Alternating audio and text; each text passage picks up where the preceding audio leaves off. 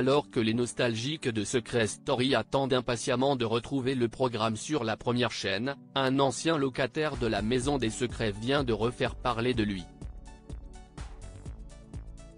Souvenez-vous, en 2011, dans la 5e saison de Secret Story, les téléspectateurs ont fait la connaissance de Željko Studjanović, retenu au casting avec son frère Žarko.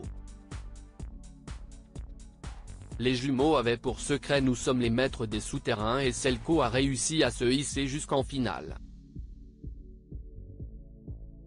Malheureusement pour le jeune homme, le public lui a préféré Marie Garet, qui a remporté 45% des voix.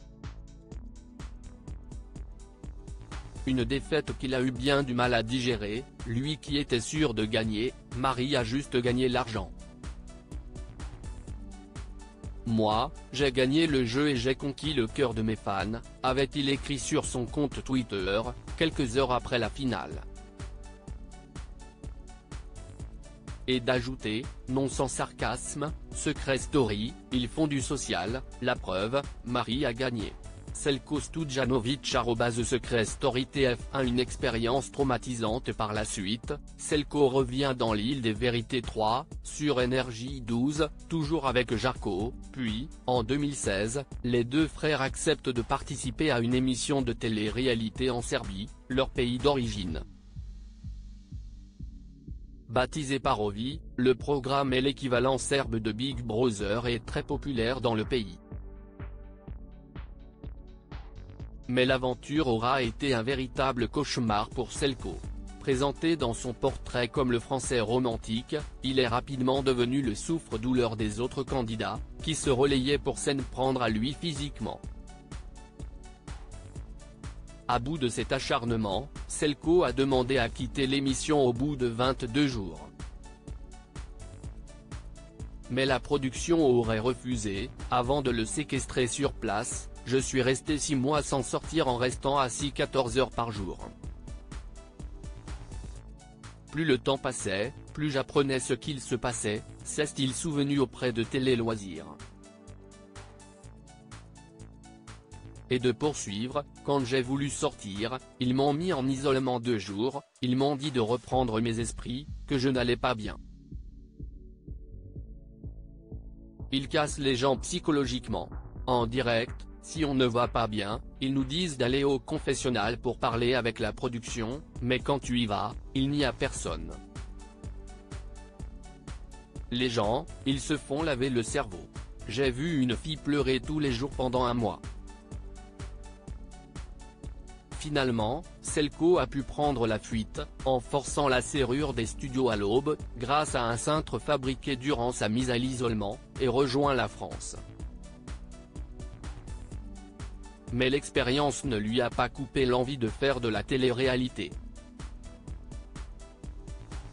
En 2022, il participe à La Revanche des Ex, où il a vécu une brève idylle avec Lorraine Cruz. Il s'agira là de sa dernière apparition télévisuelle. La page est tournée depuis, Željko se fait quelque peu discret et s'est lancé dans l'événementiel. Cependant, il a eu l'occasion de faire son retour à la télévision à plusieurs reprises. Seulement, il a toujours décliné les propositions. Sur son compte TikTok, il a révélé les raisons qui l'ont poussé à refuser de revenir sur le petit écran. Je suis sorti du délire. Tout le monde sait ce que je pense dans les prods et tout. Dernièrement, j'ai refusé les 50, j'ai refusé The Power, a-t-il expliqué. Mais ce n'est pas uniquement parce qu'il est passé à autre chose que celui qui se fait appeler Super Željko a dit non aux productions. En effet, il a également jugé le salaire dérisoire, c'était trop mal payé. 5 000 € pour 2 mois de diffusion et après les gens te cassent la tête dans la rue pendant 6 mois. J'ai dit à la meuf, 5 000 € pour que les gens me cassent les couilles pendant 9 mois dehors, ça fait même pas 600 € le mois, si estime mort, je ne fais pas. Les 50, c'était pareil, du coup, je n'ai pas fait. Ce n'était pas intéressant. Vous l'aurez compris, les productions vont devoir mettre la main à la poche pour faire changer d'avis Željko Studjanović.